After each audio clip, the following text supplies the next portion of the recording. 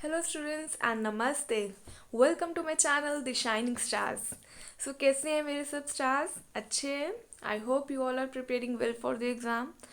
तो आपको पता है कि मेरा जो lecture 1, lecture 2 up to lecture 6 उसमें मेरा यूनिट 1, यूनिट 2 और यूनिट 3 मैंने कवर कर दिया है. ठीक है.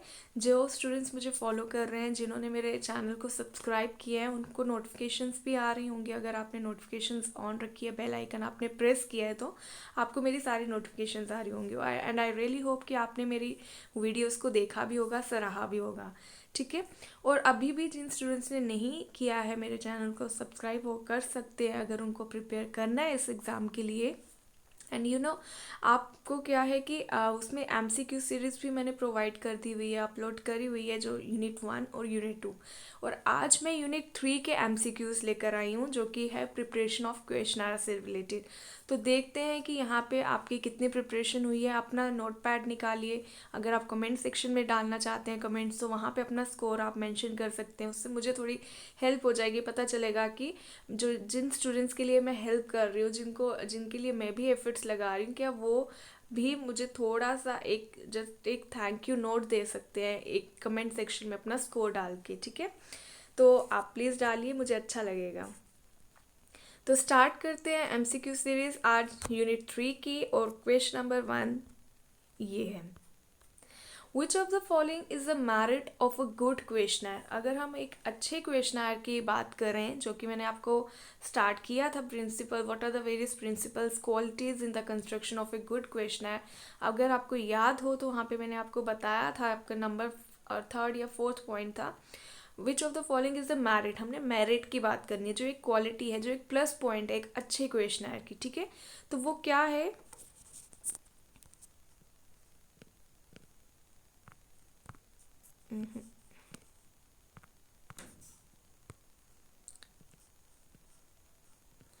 Not in proper order, invalid questions, difficulty या लेस नंबर ऑफ क्वेश्चंस. इन चारों ऑप्शंस में से क्या आएगा?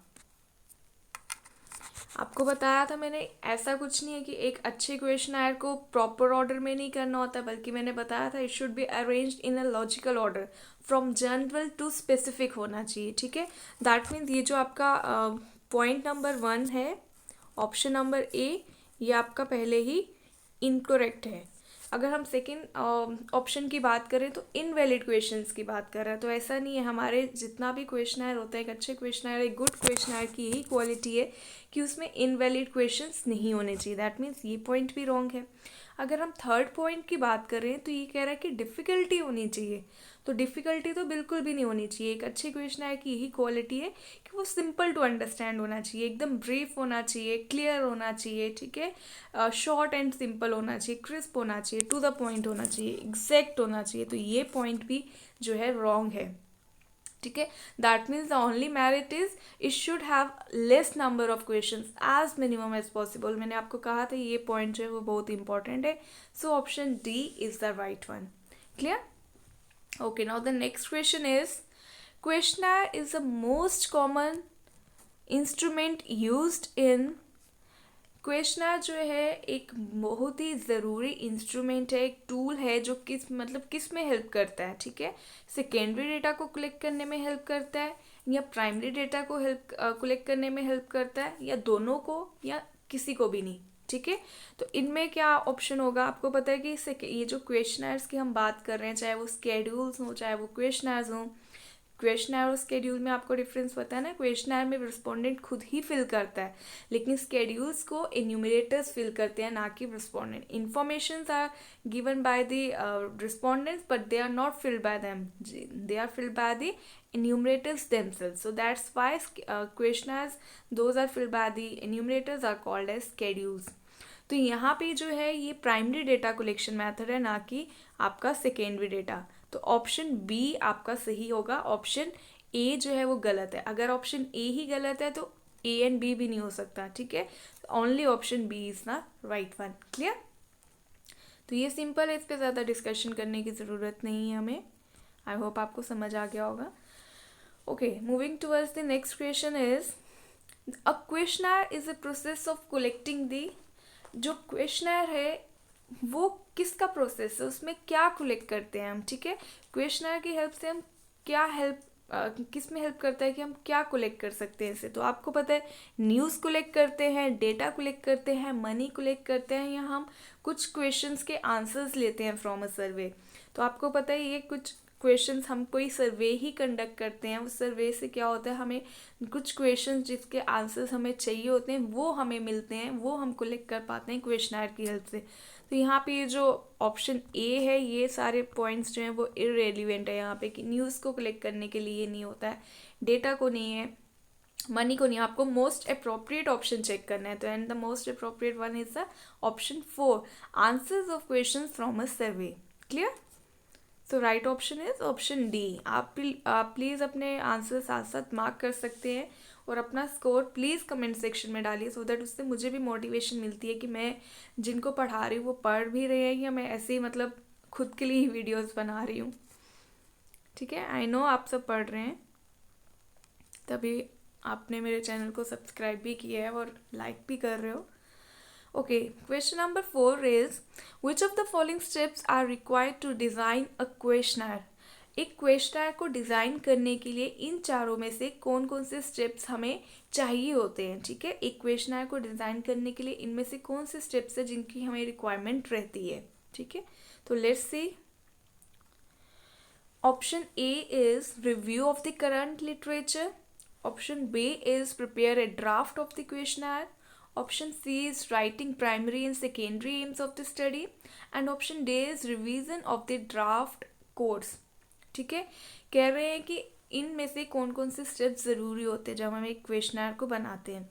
तो क्या हम करंट लिटरेचर को रिव्यू करते हैं? पहले अगर हम इस पॉइंट को साइड पे रखें, इस पॉइंट को हम होल्ड पे रखते हैं।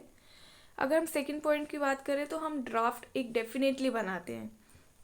ये मैंने आपको प्रिंसिपल्स में भी बताया था, और जब गाइडलाइंस की बात करी थी स्टेप्स की तो वहाँ पे भी मैंने बताया था कि पहले हम एक रफ ड्राफ्ट बनाते हैं, उसके बाद एक फाइनल ड्राफ्ट भी बनाते हैं। तो हम ड्राफ्ट डेफिनेटली बनाते हैं, दैट मीन्स ये वाला ऑप्शन तो सही है। थर्ड पॉइंट की बात करें तो writing primary and secondary aims of the study. जब भी हम क्वेश्चनर बनाते हैं तो उसमें हमारे प्राइमरी एम्स भी रहते हैं और हमारे सेकेंडरी एम्स भी डेफिनेटली रहते हैं। हमारा एक गोल रहता है कि हमने ये जो स्टडी हम कंडक्ट करने वाले हैं ये क्यों कर रहे हैं, ठीक है। तो उसमें हम कुछ जो ऑलरेडी स्टडीज़ कंडक्ट की होती हैं उसके अकॉर्डिंगली भी हम कुछ क्वेश्चंस फ्रेम कर लेते हैं, और ऑब्वियसली हम स्टडी खुद कंडक्ट कर रहे हैं तो हमारे दोनों एम्स रहते हैं, primary as well as secondary, हम दोनों ही एम्स को लिखते हैं। तो this one is also correct. And the next is revision of the draft को। जो भी हम क्वेश्चनर बना रहे हैं उसको हम डेफिनेटली रिवीजन करते हैं कि कहीं कोई गलत तो नहीं आ गया, कोई इररिलेवेंट क्वेश्चन तो नहीं है, कोई एक्स्ट्रा क्वेश्चन तो नहीं है, कुछ मतलब मुझे चेंजेस करने की ज़रूरत तो नहीं है, कुछ गलत तो नहीं पूछ लिया, कुछ पर्सनल क्वेश्चंस तो नहीं है मेरे क्वेश्चनर में जो कि मुझे नहीं पूछने चाहिए, कोई एम्बिग्विटी तो नहीं आ रही है मेरे क्वेश्चनर में, ठीक है। दैट मीन्स कोई लीडेड क्वेश्चंस तो नहीं है कि जिससे ऑलरेडी पहले ही एक डायरेक्शन एक लीड कर रही हूँ मैं अपने रिस्पॉन्डेंट को कि वो उसी पर्टिकुलर डायरेक्शन में उसका आंसर देने वाला, उसको पता चल जाएगा कि भाई इसका आंसर क्या देना है मुझे, ठीक है। तो डेफिनेटली येस, ये भी ऑप्शन सही है।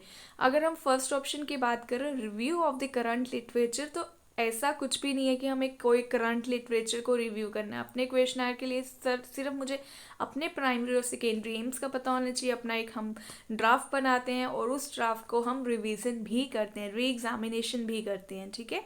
और ये भी मैंने गाइडलाइंस में आपको बताया था।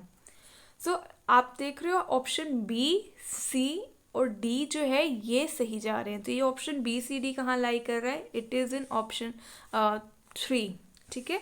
So option 3 is the right one. Clear है सबको? अगर आपको स्टिल कोई डाउट आता है तो आप क्या कर सकते हो, वीडियो को रीप्ले कर सकते हो। 1 बार करो, 2 बार करो, 3 बार करो। अगर आपको नहीं समझ आ रहा, अगर स्टिल आपका डाउट रहता है तो आप कमेंट सेक्शन में डालिए, ठीक है। मैं एड्रेस डेफिनेटली करूँगी। Okay, question number 5 is questionnaire is a dash. Questionnaire क्या है? एक रिसर्च मेथड है, मेजरमेंट टेक्निक है, टूल फॉर डेटा कलेक्शन है, या फिर डेटा एनालिसिस टेक्निक है? क्या है इन चारों में से, ठीक है, आपको बताना है। तो क्वेश्चनर क्या है? आपको पता है क्वेश्चनर क्या है? एक ऐसा टूल है, इंस्ट्रूमेंट है जिसकी हेल्प से हम डेटा कलेक्शन करते हैं। तो ये मेजरमेंट के लिए नहीं होता है, ये डेटा कलेक्शन के लिए हम यूज़ करते हैं ना। हमें कोई डेटा कलेक्ट करना है, उसके लिए हम क्वेश्चनर को यूज़ कर रहे हैं, ना कि ये कोई रिसर्च मेथड भी नहीं है। रिसर्च नहीं कर रहे हैं हम, जस्ट डेटा कलेक्ट कर रहे हैं। मेजरमेंट भी नहीं कर रहे हैं इससे कोई, ना ही इससे हम कोई डेटा एनालिसिस कर रहे हैं, कोई कैलकुलेशन थोड़ा ना कर रहे हैं। क्वेश्चनर का पर्पज़ है जस्ट हम डेटा कलेक्ट कर रहे हैं, ठीक है। So option C is the right one. Clear? Option C, tool for data collection. Okay, next question is administering the questionnaire examples may not be delivered by. जो questioners अगर हम बना रहे हैं, एडमिनिस्टर कर रहे हैं, तो वो किससे डिलीवर नहीं होते हैं? इन चारों ऑप्शन में से एक ऐसा ऑप्शन कौन सा है जिसकी हेल्प से हम क्वेश्चनर्स को डिलीवर नहीं कर सकते हैं? तो देखो ऑप्शंस क्या हैं। सोशल मीडिया की हेल्प से हम क्वेश्चनर्स को डिलीवर कर सकते हैं डेफिनेटली। फेसबुक, व्हाट्सएप देख लो आप, इंस्टा देख लो, ट्विटर देख लो, वहाँ पे हम क्वेश्चनर्स जो हैं डिलीवर कर सकते हैं। फेसबुक अगर आप खोलते हो टॉप पे ही आपको नोटिफिकेशन आया होता है, ठीक है, वहाँ पे टॉप पे लिखा होता है आपके होम जो पेज होता है, ठीक है। ईमेल्स की हेल्प से भी डेफिनेटली आपको देखो कोई ना कोई लिंक्स वहाँ पे ईमेल, जैसे अमेज़ॉन वगैरह, ये जो सोशल वेबसाइट्स हैं, ये आपको आपके ईमेल आईडीज़ अगर उनके पास हैं तो वहाँ पे आपको ईमेल्स भी आ जाते हैं, ठीक है। अगर हम ऑप्शन डी की बात करें तो एसएमएस की हेल्प से भी, short message service means SMS, ठीक है। शॉर्ट मैसेज सर्विस का मतलब है एसएमएस। एसएमएस भी आते हैं ना आपको, वो साथ ही साथ आपको जो वेबसाइट्स होती हैं एसएमएस भी कर देती है, वहाँ पे भी एसएमएस की हेल्प से भी एक लिंक आ जाता है जिस पे आप क्लिक करते हो तो आपके पास एक सर्वे ओपन हो जाता है, एक क्वेश्चनर ओपन हो जाता है, ठीक है। तो दैट मीन्स एसएमएस की हेल्प से भी होता है, ईमेल की हेल्प से भी होता है, सोशल मीडिया की हेल्प। लेकिन क्या ये क्वेश्चन है हम मतलब खुद बे खुद ही हमें मिल जाता है क्या? नहीं, हम इसे मतलब खुद ही कैसे ले सकते हैं? अपने आप ये कैसे मेरे पास आ जाएगा? तो अपने आप नहीं आएगा, जब तक कोई मुझे भेजेगा नहीं तब तक मेरे पास ये नहीं आता है, ठीक है। So we don't get by itself. तो ये ऑप्शन जो है वो रॉन्ग है, ठीक है। तो मे नॉट बी, क्योंकि यहाँ पे देखो फोकस किया हुआ, ये नहीं कहा है कि मे बी डिलीवर्ड बाय। आपको मैं बार बार कह रही, मैंने बताया था जब मैंने यूनिट 1 के एमसीक्यू स्टार्ट करे थे, तो हमें हर एक वर्ड को ना इक्वल इंपॉर्टेंस देना, हर एक वर्ड पे फोकस करना है। तो यहाँ पे नॉट बोला था उन्होंने कि जो नहीं करते हैं, तो we don't get it by itself. Clear? तो अगर ऑप्शन ऐसे भी हो सकता था कि ऑल ऑफ दिस, तो आपने आधा पढ़ा कि administering the question examples may be delivered by, देखा सोशल मीडिया भी है, ईमेल भी है, एसएमएस भी है, तो आप ऑल ऑफ दिस भी टिक कर सकते थे। तो यहाँ पे नॉट पे फोकस जा रहा है, ठीक है। Okay, the question to know did that make the cake today is, ये क्वेश्चन जो है वो किसका एग्जाम्पल है, ठीक है। क्या मेरे डैड ने जो है, क्या डैड ने केक आज बनाया, ठीक है। तो ये किसका एग्जाम्पल, इसका आंसर क्या होगा? बनाया या नहीं बनाया? ऑब्वियसली ना, अगर मैं आपसे कुछ ये क्वेश्चन पूछूं, did dad make the cake today, इधर यू विल से येस और नो, ठीक है। तो इसका जो आंसर होगा वो येस या फिर नो की फॉर्म में ही होगा। समझ रहे हो आप? क्वेश्चन को अपने आप से पूछ के देखो, या तो येस बोलोगे या तो नो बोलोगे, ठीक है। तो ये जो येस नो टाइप है ये किसका है? ये क्लोज एंडेड का टाइप है, ठीक है।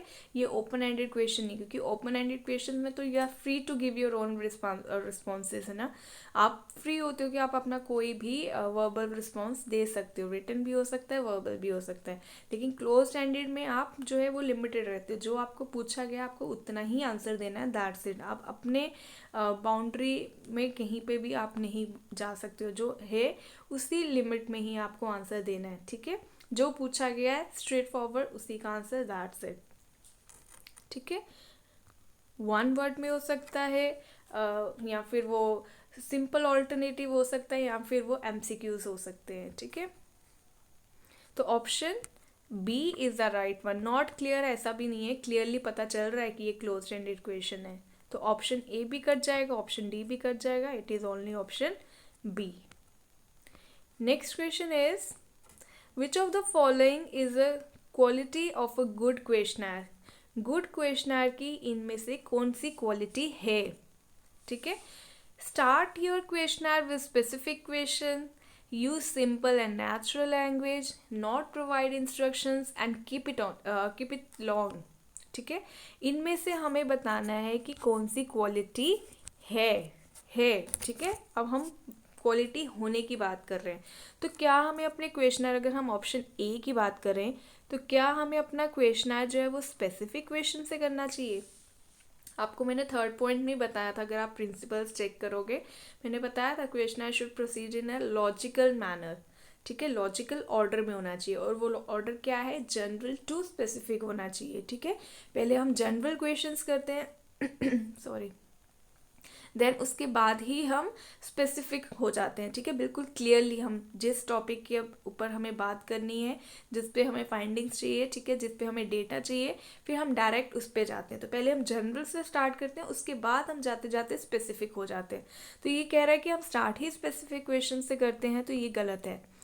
Use simple and natural language, इसको अभी हम होल्ड करते हैं। नेक्स्ट है कि नॉट प्रोवाइड इंस्ट्रक्शंस हमें प्रोवाइड नहीं करनी चाहिए। और आपको याद है कि मैंने बताया था कि इंस्ट्रक्शंस हमें जहाँ पे भी ज़रूरत है देनी चाहिए, अदरवाइज मेरे रिस्पोंडेंट को कैसे पता चलेगा कि इसको किस वे में आंसर करना है, ठीक है। तो मुझे इंस्ट्रक्शंस देना भी ज़रूरी है। तो ऑप्शन जो सी है ये भी गलत है, ऑप्शन ए भी गलत हो गया। हमें अपने क्वेश्चनर को लॉन्ग भी नहीं बनाना, हमें जितना छोटा हो सके it should be as short as possible, as minimum as possible, so that कि उसका इंटरेस्ट जो है ना वो जागा रहे क्वेश्चंस को फिल करने, उसमें इंटरेस्ट आए कि वो मेरे क्वेश्चनर को फिल करे, ठीक है। मुझे उसको डिस्करेज नहीं करना है कि वो एक लंबा क्वेश्चनर देखे और पहले ही अपना इंटरेस्ट जो है वो छोड़ दे, उसमें लैग कर दे, भरे ही ना मेरे क्वेश्चनर को, ठीक है। तो it should not be long, it should be as short as possible, ठीक है, without compromising the objective of the study. Clear. So it should use simple and natural language. मैंने आपको बताया था, अगर आपने मेरे ये लेक्चर नहीं देखे हैं तो प्लीज़ आज की सीरीज़ को डायरेक्टली जंप मत करना। पहले आप, मैंने क्योंकि ऑलरेडी बहुत मैं सिंपली बता रही हूँ और बहुत शॉर्ट एकदम मतलब ब्रीफली मैंने अपने नोट्स बनाए हुए हैं और उसको मैं कम टाइम में अच्छे से कोशिश कर रही हूँ कि बता पाऊँ, ठीक है, सो दैट कि आपको समझ आ जाए और आपका टाइम भी ज़्यादा ना लगे। तो इसलिए कम टाइम में, देखो अभी मेरे 3 यूनिट्स कवर अप हो चुके हैं और आज एमसीक्यूज भी कंप्लीट हो जाएंगे। तो नेक्स्ट लेक्चर में हम यूनिट 4 स्टार्ट कर देंगे।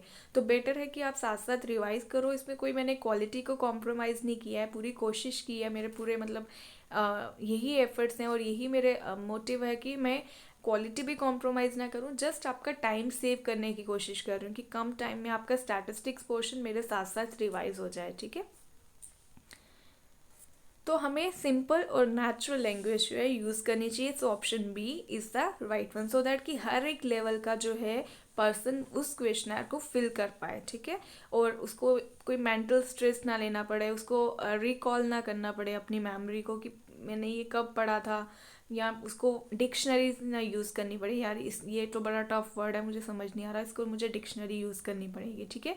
तो इसलिए मुझे सिर्फ सिंपल और नेचुरल लैंग्वेज ही यूज़ करनी चाहिए, कॉम्प्लिकेटेड नहीं होना चाहिए, टफ नहीं होना चाहिए, ठीक है। Okay, which one of the following statements is correct. इन चारों में से कौन सा स्टेटमेंट करेक्ट है, चलिए देखते हैं। Okay, number 1 is self completion questionnaire are a type of postal survey. देखो ये क्वेश्चन जब मैंने अपने ऑफलाइन बैचेस में पूछती थी ना, तो क्वेश्चन इजी है, लेकिन आप जब देखते हो ना बड़ा सा क्वेश्चन है, आपको देखते ही ना थोड़ा सा हो जाता है यार ये तो टफ लग रहा है, बट टफ है नहीं।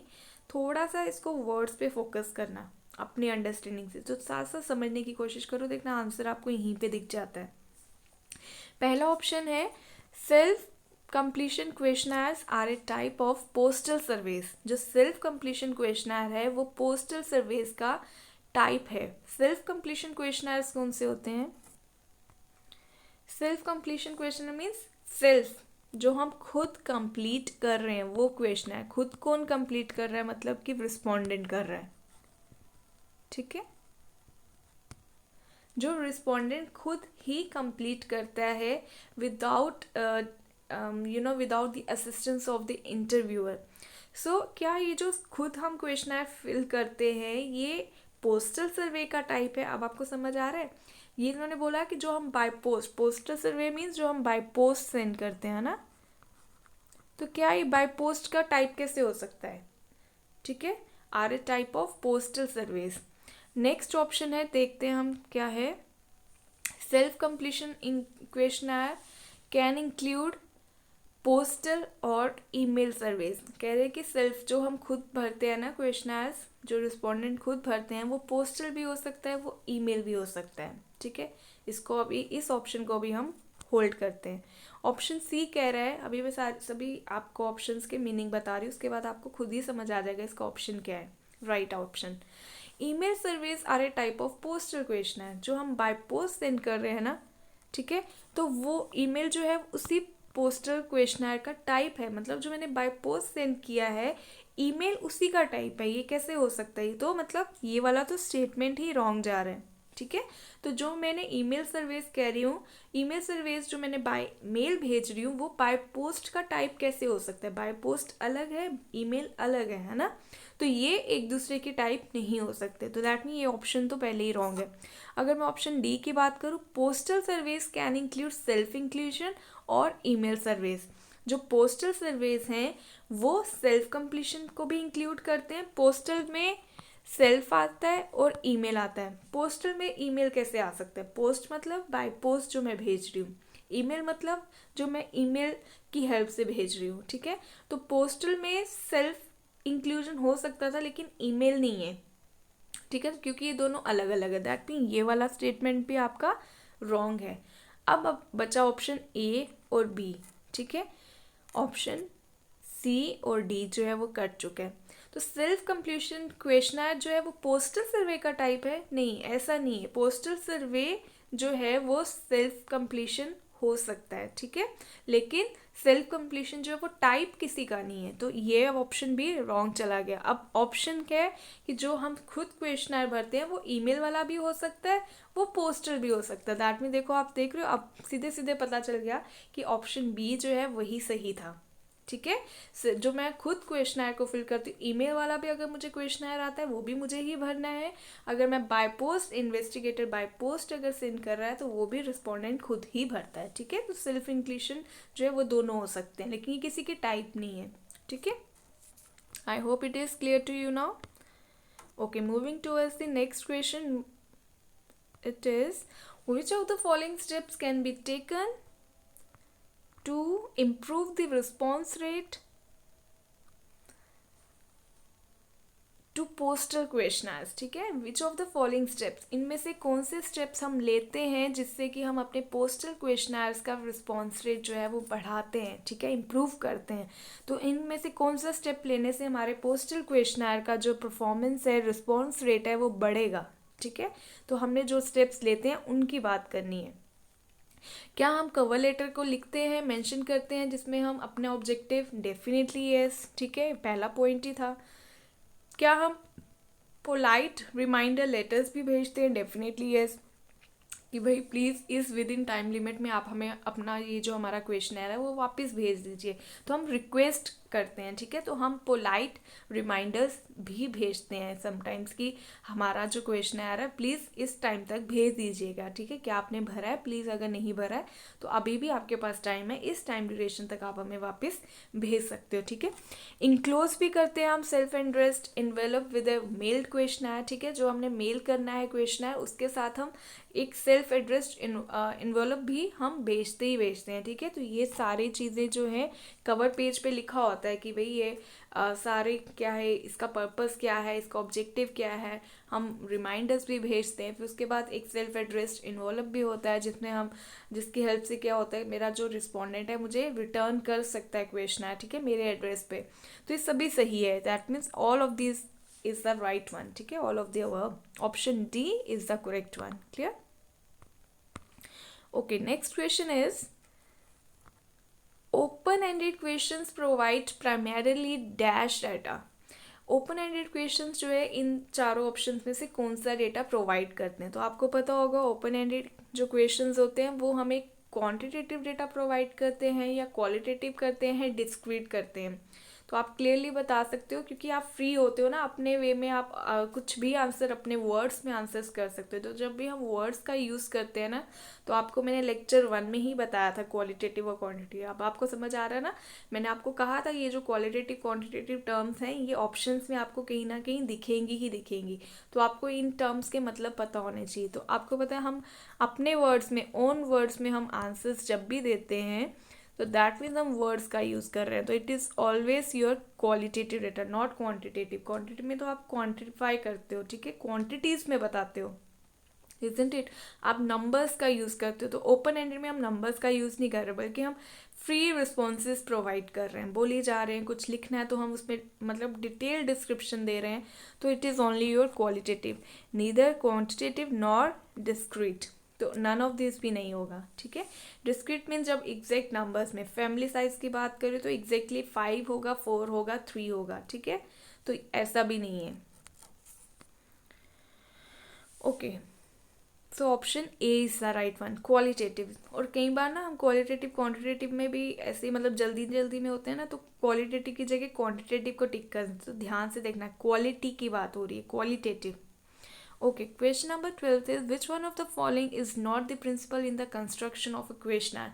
इन चारों ऑप्शंस में से कौन सा ऐसा ऑप्शन है जो कि प्रिंसिपल्स में नहीं आता है? जो भी हम क्वेश्चनर को कंस्ट्रक्ट करते हैं ना, तो उसके प्रिंसिपल्स में वो काउंट नहीं होता है, ठीक है। जो प्रिंसिपल इन चारों ऑप्शंस में से नहीं है उसकी बात करनी है, ठीक है, which is not. Again not पे फोकस करना है आपको, तो ये नहीं कि which of the following is a principle ऐसे पढ़ लिया, नहीं, नॉट, हर एक वर्ड को ध्यान से पढ़ना है।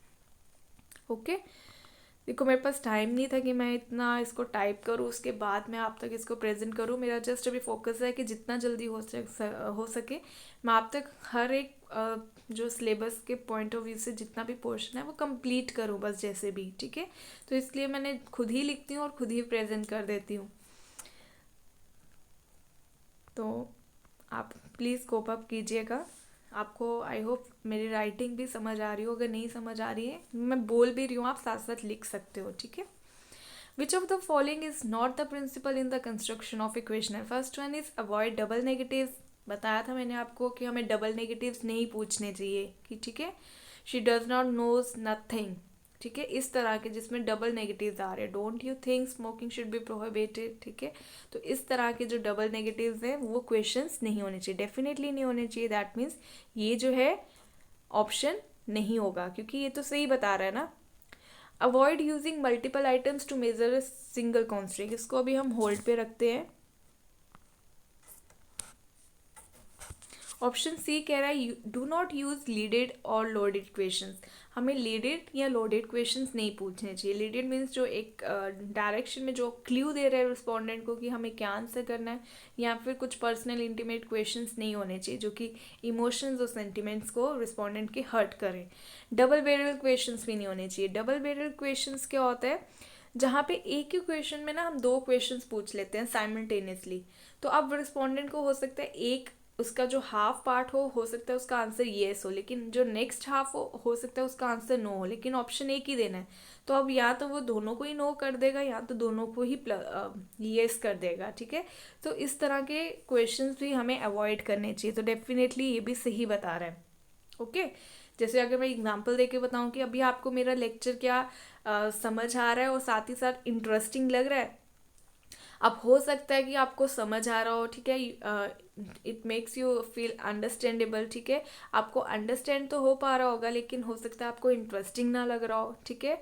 तो दोनों चीज़ें, कुछ स्टूडेंट्स होंगे जिनको दोनों लग रहे होंगे, इंटरेस्टिंग भी लग रहा होगा, अंडरस्टैंड भी हो पा रहा होगा, ठीक है, तो वो तो उनके लिए ऑप्शन में येस नो है तो येस को कर देंगे। अब कुछ स्टूडेंट्स हो सकता है जिनको सिर्फ अंडरस्टैंड कर पा रहे होंगे, कुछ स्टूडेंट्स होंगे जो जिनको सिर्फ इंटरेस्टिंग लग रहा होगा लेकिन समझ नहीं आ रहा होगा, लेकिन ऑप्शन तो एक ही है ना। अब या तो आप येस कर दोगे या तो फिर नो कर दोगे। हो सकता है आप नो को प्रायोरिटी दे दो या हो सकता है आप येस को प्रायोरिटी दे दो।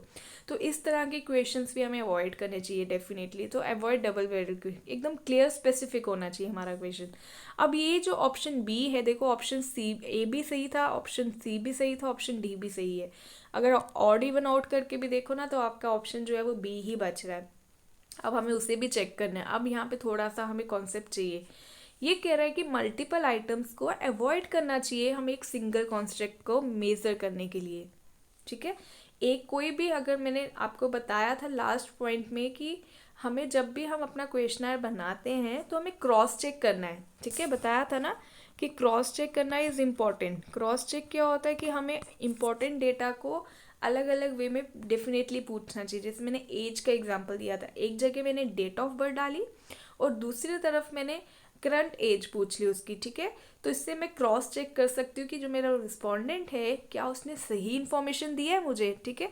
तो इसकी हेल्प से क्या होता है कि मैं एक्यूरेसी जान सकती हूँ अपने रिस्पोंडेंट की। तो डेफिनेटली मुझे क्रॉस चेक वाले क्वेश्चंस ऐड करने चाहिए, बट ये कह रहा है कि मुझे मल्टीपल आइटम्स को अवॉइड करना चाहिए to measure a single constant. That means this option is wrong. Clear. तो यहाँ पे इन्होंने पूछा भी यही था कि which of the following is not the principle of, ठीक है। तो ये प्रिंसिपल नहीं है, जबकि यहाँ पे होना चाहिए था यूज होना चाहिए, we have to use multiple items, but यहाँ पे लिखा है अवॉइड होना चाहिए, तो अवॉइड नहीं होना चाहिए। Clear. Option B is the right one. Okay, pre testing the questionnaire is called as, जो हम प्री टेस्टिंग करते हैं मीन्स क्वेश्चनर को फाइनल ड्राफ्ट बनाने से जो हम पहले प्री टेस्टिंग करते हैं क्वेश्चनर की, इसको हम क्या कहते हैं, आपको मैंने बताया था और ये बहुत इंपॉर्टेंट है। प्री टेस्टिंग को हम कहते हैं पायलट सर्वे। पायलट सर्वे भी कह सकते हो या फिर पायलट स्टडी भी कह सकते हो, ठीक है। या फिर इस तरह से भी क्वेश्चन हो सकता है कि pilot study is known as, ठीक है। तो पायलट स्टडी को भी हम कहते हैं प्री टेस्टिंग द क्वेश्चनर, तो ये हो सकता है ऑप्शन में दिया हो। क्लियर। रोबोट स्टडी भी नहीं होता है, इस तरह की कोई टर्म नहीं है, ठीक है। फील्ड स्टडी भी नहीं होता, फील्ड स्टडी मीन्स जो हम फील्ड में जाके स्टडी कंडक्ट करते हैं, नन ऑफ दीज भी नहीं है। So only right option is option A, pilot survey. Okay, moving towards the next question, that is simple alternative and MCQs are. ये जो सिंपल ऑल्टरनेटिव वाले क्वेश्चंस हैं या फिर ये जो एमसीक्यूज हैं, ये क्या है, ठीक है। क्लोज एंडेड क्वेश्चंस हैं या ओपन एंडेड क्वेश्चंस हैं, बोथ या फिर नन ऑफ दिस। तो आपको पता है सिंपल ऑल्टरनेटिव मीन्स येस और नो, येस और नो हो सकता है, राइट और रॉन्ग हो सकता है, ठीक है, ट्रू और फॉल्स हो सकता है, इस तरह से जिनके दो ही ऑप्शंस हो। तो सिंपल ऑल्टरनेटिव बात करूँ या फिर मल्टीपल चॉइस क्वेश्चंस की बात करूँ, तो ये दोनों जो हैं वो क्लोज एंडेड क्वेश्चंस है, ना कि ओपन एंडेड। तो ये बी भी नहीं है और बोथ भी नहीं होगा, क्योंकि बी ही कट गया तो option both A and B भी ऑटोमेटिकली कट जाएगा। It is also none of this. So the right option is option A, that is closed ended question. They are closed ended questions, not open ended, ठीक है। और ये भी आपको पता है अभी GSA के एग्जाम में आ चुका है क्वेश्चन, तो प्लीज इसको ध्यान में रखिएगा, ठीक है। We are left with 3 more questions only. Okay, now question number 15th is researchers use both open-ended and closed-ended questions to collect data. Which of the following statements is true? Closed और open ended questions के regarding हमें देखना है कि इन चारों options में से कौन सा ऑप्शन सही है, ठीक है। देखते हैं। Option A is closed ended questions provide qualitative data in the participants own words. कह रहा है जो क्लोज्ड एंडेड क्वेश्चंस है ना, क्लोज एंडेड मीन्स जहाँ पे आपके पास अपनी फ्रीडम नहीं होती कि आप कुछ भी आंसर कर सकते हो। तो ये कह रहा है वो क्वालिटेटिव डेटा, अगर आप यहाँ से देखो ना, यहीं से ये स्टेटमेंट गलत हो गया। वो क्वांटिटेटिव डेटा मीन्स क्वांटिटेटिव भी कह सकते हो, क्वालिटेटिव भी हो सकता है, लेकिन वो पार्टिसिपेंट्स के ओन वर्ड्स में नहीं होगा। पार्टिसिपेंट्स के ओन वर्ड्स में तो ओपन एंडेड होता है, यहाँ पे अगर होता है open ended questions provide qualitative data in the participants own word, तो ये स्टेटमेंट सही रहता है। लेकिन उन्होंने क्लोज्ड एंडेड पूछ लिया, तो क्लोज्ड एंडेड नहीं होगा, ठीक है। ओन वर्ड्स में पार्टिसिपेंट के ओन वर्ड्स में नहीं रहता है, तो ये ऑप्शन गलत हो गया। बी ऑप्शन की बात करें तो कह रहा है कि क्लोज्ड एंडेड क्वेश्चन जो है directly provide quantitative data in the participants own words. Again जो क्लोज्ड एंडेड क्वेश्चन है वो क्वांटिटेटिव डेटा प्रोवाइड कर रहा है, ठीक है। लेट अस सपोज यहाँ पे भी पार्टिसिपेंट्स के ओन वर्ड्स में नहीं, ना ही वो क्वालिटेटिव डेटा पार्टिसिपेंट्स के ओन वर्ड्स में, तो वो देता ही नहीं है ना। तो ये दोनों ऑप्शन ही खुद में ही रॉन्ग हो गए हैं, ठीक है। अब ऑप्शन सी की बात करते हैं। Open ended questions directly provide quantitative data, ठीक है, based on the researchers pre determined response categories. Open ended questions क्या क्वांटिटेटिव डेटा प्रोवाइड करते हैं? क्वांटिटेटिव मीन्स 1 2 3 4 जो नंबर्स की फॉर्म में हो, तो वो कोई भी नहीं है, ठीक है। वो ओपन एंडेड भी नहीं हो सकता, वो क्लोज्ड एंडेड हो भी सकता है, नहीं भी हो सकता है, ठीक है। हो सकता है क्लोज्ड एंडेड क्वेश्चन का आंसर नंबर में हो, अगर मैं आपकी हाइट पूछ रही हूँ तो नंबर होगा, ठीक है। तो क्लोज्ड एंडेड क्वालिटेटिव भी हो सकता है, क्वांटिटेटिव भी हो सकता है, लेकिन पार्टिसिपेंट के ओन वर्ड्स में नहीं होगा, ठीक है। मतलब आप फ्री हो ना, आप कुछ भी आंसर कर सकते हो, तो डेफिनेटली नॉट, ठीक है। ओपन एंडेड अब क्वांटिटेटिव नहीं होता और इसमें कोई प्री डिटरमाइंड रिस्पॉन्स कैटेगरीज नहीं होती है, पहले से ही ऑप्शंस नहीं होते हैं आपको कि आपको यही आंसर्स देने हैं, ठीक है, कि इन्हीं ऑप्शंस में से आपको कोई सिलेक्ट करना है, तो नहीं, ये स्टेटमेंट भी जो है वो रॉन्ग प्रूव हो गया है। समझ आ रहा है आपको कैसे मतलब हम अपने करेक्ट ऑप्शन को चूज़ करते हैं। मैंने ऐसा नहीं किया कि मैं सीधे बोलूँ कि मैंने अपनी कोई भी एमसीक्यू सीरीज ना ही अभी तक लाई है और ना ही आगे भी ऐसे नहीं आएगी कि मैं सीधे बोलूँगी कि भाई ये इसका राइट ऑप्शन है, टिक किया, चलो आगे गए, ये इसका राइट ऑप्शन है, टिक किया, चलो आगे गए। नहीं, हर एक ऑप्शन को स्टडी भी करना है और उसको क्लियरली डिफाइन भी करना है और कैसे डिफ्रेंशिएट करना है कि कौन सा ऑप्शन सही होगा, कौन सा ऑप्शन रॉन्ग होगा, कैसे अपने ब्रेन को एक्टिवेट करना है, वो मेरा मेन फंडा है, ठीक है। तो मैं आपको इसलिए हर एक ऑप्शन को ना डिटेल में समझा रही हूँ सो दैट कि आपको पता चले कि कैसे हम ऑड इवन आउट करते हैं, कैसे हम ऑप्शंस को माइनस करते हैं, ठीक है। तो please try to understand my point. Now we are left with the last option, that is open-ended questions provide qualitative data in the participants' own words. Yes, this option is the right one. Qualitative data भी है क्योंकि अपने words में और participants खुद ही जो भी मर्जी चाहे अपना आंसर दे सकता है, वो he or she is free to give his or her responses in his or her own words, ठीक है। तो option D is the right one, neither option A nor option B और सी, ठीक है, ये तीनों ही रॉन्ग थे। Clear? The right option is option D. Okay, now the next question is, questionnaires can address events and characteristics taking place when. Questionnaire में कौन से इवेंट्स को हम एड्रेस करते हैं?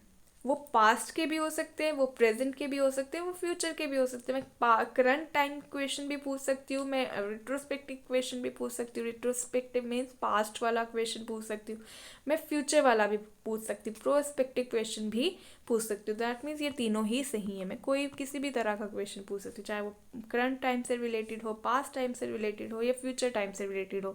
सो all of this is the right one. Okay, option D is the right one. Wrong questionnaire is an example of. Wrong questionnaire जो है इन चारों ऑप्शन में से किसका एग्जाम्पल है? सेकेंडरी डेटा कलेक्शन प्रॉब्लम है या प्राइमरी डेटा? अगर मेरा क्वेश्चनर रॉन्ग प्रूव हो गया है, गलत क्वेश्चनर बना लिया है, तो डेफिनेटली ये मैथड किसके अंदर आता है? आपको पता है प्राइमरी डेटा कलेक्शन मैथड्स में हमने पढ़े हैं ना, तो ये प्राइमरी डेटा कलेक्शन मैथड का प्रॉब्लम होगा, ना कि सेकेंडरी डेटा का. ऑप्शन ए नहीं है, ऑप्शन ए नहीं है तो ऑप्शन सी भी कट गया, तो it is only your primary data collection method, तो ऑप्शन डी भी नहीं है, ठीक है.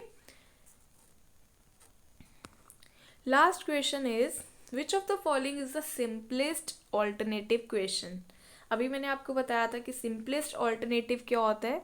सिंपलेस्ट ऑल्टरनेटिव मीन्स जहाँ पे हमारे पास आंसर येस नो होगा, राइट रॉन्ग मीन्स दो ही ऑप्शन होंगे, या ये, ठीक है. तो इन दोनों में से ये जो ऑप्शंस यहाँ पे 3 दिए हैं, इनमें से कौन सा ऑप्शन करेक्ट है? सिंपल ऑल्टरनेटिव कौन सा है?